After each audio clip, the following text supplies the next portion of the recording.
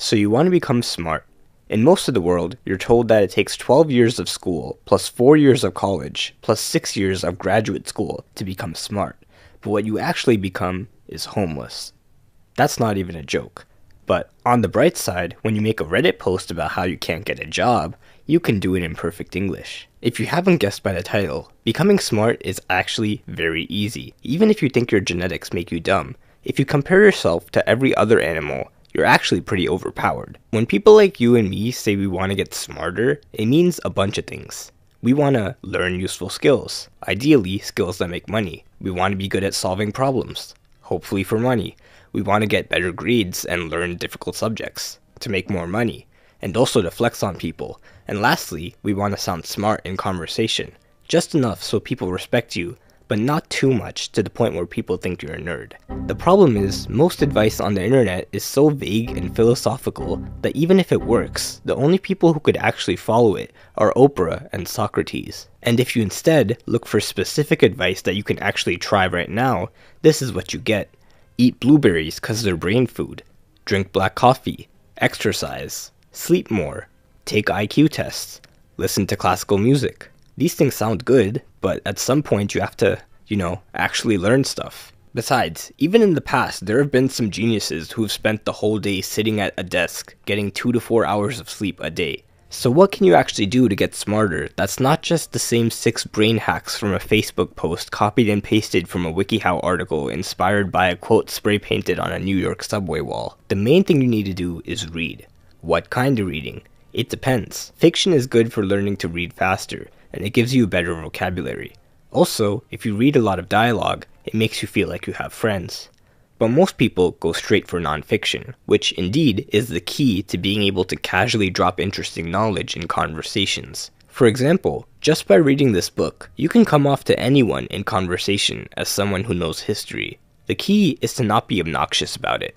Crazy how we evolved from chimpanzees, right? Well, actually, evolution is non-linear, and several human-like species inhabited Earth simultaneously, none of which could even be remotely considered as chimpanzees. While this is considered polite by the standards of a YouTube comment section, in real life, saying "well actually" before proving someone wrong will make you instantly unlikable. Change the "well" to an "easy," and now we're talking. Let's redo that conversation. Crazy how we evolved from chimpanzees, right? It is crazy, right? I was reading the other day and apparently humans and chimpanzees... I always thought we evolved from them, but I guess we just evolved side by side. You can be smart while also being humble and also sounding like you touch grass. The key is to teach people what you know without making them sound dumb. This way, people will actually learn from you, which will make them see you as smart and respectable. Now, how do you find these books? It's actually really easy. You don't have to read the same 5 books everyone tells you to read. Just think of a topic you want to learn about, like cleaning. Now Google books about cleaning. Here's one that looks good. Usually, these books cost money, but if your finger slips, you might accidentally end up on this website, and you might accidentally search for the title of the book, and by chance, click on the first link, and oh no, accidentally downloaded a file, and opened it with the appropriate ebook viewer. Well, now that you have the book, you'll also find that not only can you pick out interesting tidbits to use in conversations, but you can also learn many useful skills. There are 10 things you should know before you learn a skill. 1. Unless you practice the skill, your brain will think it's useless and forget it. 2. You only have to know 20% of the knowledge to master 80% of the skill. So I guess we could just move on. This is called the learning curve. It's a graph of how good you get at a skill over time. As you can see, just by practicing a little bit, you can make a lot of progress in the beginning. But you have to practice. No one ever learned how to tie a tie by watching how to tie a tie. You only learn how to tie a tie by watching how to tie a tie while tying a tie. The same applies to reading. Books only make you smart if you give your brain a reason to remember the stuff in the book. So once you read the chapter on cleaning a bedroom, go ahead and clean a bedroom. Doesn't even have to be your bedroom. Just clean one. And now, you'll never forget it. But let's just imagine that's something that you can't practice right now.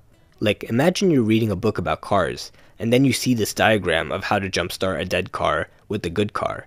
Ideally, you'll read about it, and then go practice it. But not everyone has 2 cars lying around to practice on. But you can still practice it by just imagining. Imagine the moment where you'll need to know how to jumpstart a car. Put yourself in the situation, find a video, and pretend that's your car. By imagining the whole process from start to finish, you just convinced your brain that you used all that information, and now you'll remember it. Meanwhile, the person who just looked at the diagram and tried to memorize it still won't know what to do if they ever had to jumpstart a car. This is how you get smart. Use everything you learn, and if you can't, imagine yourself in the moment where it'll be useful. This is basically how the entire school system works. You learn a piece of information, and because it'll be like 15 years before you actually use it, your teacher creates an imaginary situation where that information is useful. That is, a test. An exam that has questions on that exact piece of information, and if you get it wrong, you fail. Or in South Korea, you get prison time. Just kidding, that's only if you cheat. This is usually enough to make your brain at least attempt to remember the information.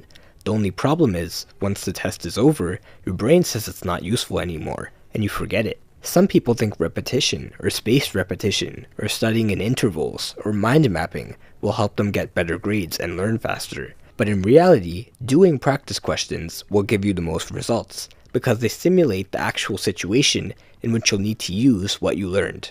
If you don't have any practice questions, make your own, and convince yourself that the stakes are high. Like, pretend that you're hanging off a cliff by one arm, and someone's there to pull you up, but only if you can name all the parts of a human cell. Learning information and making it seem useful to your brain is all you need to get smart. And this is why textbooks are the S-tier format for becoming smart as fast as possible.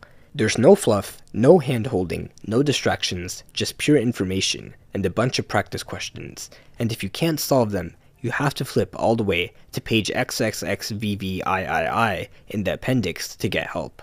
Textbooks aren't for the casual learner, because it's not as fun as watching a YouTube video on the topic and forgetting it all an hour later. But if you're ever up to the challenge, there is a website you might accidentally end up on, where you could accidentally download free textbooks on any subject you want. But before you do that, I'm collecting donations in the form of subscribes to fund the next video.